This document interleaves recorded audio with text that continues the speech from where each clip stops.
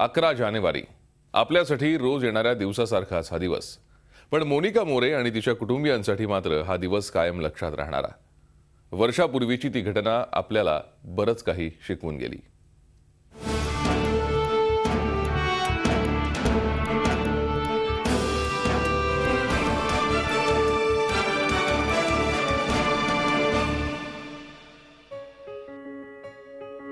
महाराष्ट्राची धैर्य कन्या मोनिका मोरे आता चेहऱ्यावर हसू परतलंय। 12वीची परीक्षा जवळ आल्यानं तिनं स्वतःला अभ्यासात गुंतवून घेतलंय। बरोबर एका वर्षापूर्वीच्या त्या काळ्याकुट्ट दिवशी घडलेली घटना तिनं मेमरीतून कधीच डिलीट करून टाकलीये। परंतु तिच्या पाठीशी उभा राहिलेला सारा महाराष्ट्र आणि मदत करणाऱ्यांना मात्र ती थोडीही विसरलेली नाही। 11 जानेवारी हा दिवस अजून देखील अंगावर काटा आणणार आहे। विसरून गेली तर अंगावर काटा कशाला, सगळं झाले गेले त्याचं झालं। जी 24 तासचे आभार मानेन, त्यांच्यामुळे मला म्हणजे एवढं हे भेटलं। आणि नंतर सगळं महाराष्ट्र, सगळं पूर्ण भारत जे माझ्या पाठी उभं राहिलं ते त्यांचे आभार मानेन। दोन्ही हात गमावलेल्या मोनिकाला कृत्रिम हात बसवण्यासाठी झी 24 तासनं रोकठोकच्या माध्यमातून सर्वांना मदतीचं आवाहन केलं होतं। प्रेक्षको, याकरता 15 ते 20 लाख रुपयांचा खर्च येऊ शकतो। त्याहीपेक्षा सुद्धा तुझा गेलेला आत्मविश्वास परत येण्याकरता आपल्या एका प्रोडक्टिव्ह वेळेची गरज आहे। प्रेक्षको, याच करता आम्ही आता नंबर दाखवतोय अशोक मोरे यांचा 993 000 9003। पुन्हा एकदा नंबर सांगतो 993 000 9003।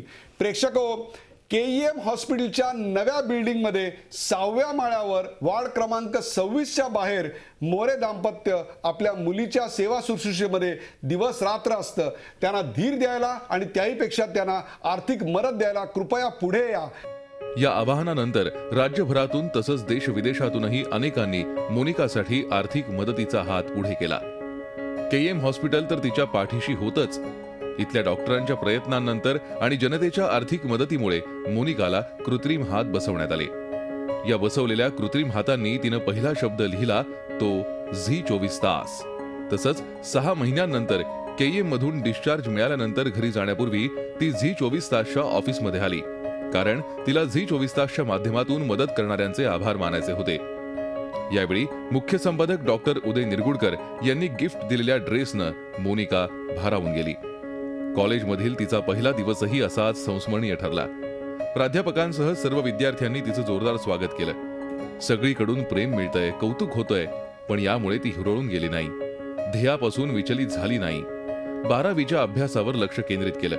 त्यासाठी लवकर उठून क्लासला जाणं असो किंवा लिहिण्याची प्रॅक्टिस असो, एवढ्या मोठ्या धक्क्यातून अनेक जण आयुष्यभर सावरत नाहीत, परंतु मोनिका या प्रसंगाला मोठ्या धैर्यानं सामोरी गेली। अपघातानंतर आयुष्य आणि अनेक गोष्टी बदलल्या असल्या तरी या बदलांना तिनं स्वीकारलंय। यामुळे तिचे आई बाबाही आता खुश आहेत। मी विसरू शकत नाही, कारण आता 1 वर्ष पूर्ण झाले आणि लोकांचे बरेच मदतीचे हात आले, लोकांनी आम्हाला सपोर्ट दिला, ती पण धैर्याने उभी राहिली, त्याच्यामुळे आम्हाला पण धीर आला। परिवारासारखं सगळ्यांनी आम्हाला प्रेम दिलं, आमच्या पाठीशी उभे राहिले, त्यामुळे सगळ्यांचे धन्यवाद। आणि ही अशी काळ जो आहे गोष्ट कोणाच्याही नशिबी येऊ नये, बस हीच अपेक्षा आहे, कारण आम्ही सोसले पूर्ण 6 महिने। बऱ्याच ठिकाणांहून कार्यक्रमासाठी तिला बोलावणं येत असल्यानं तिकडेही ती जाते। यामुळे अनेक मोठ्या लोकांसोबत तिच्या ओळखी झाल्यात।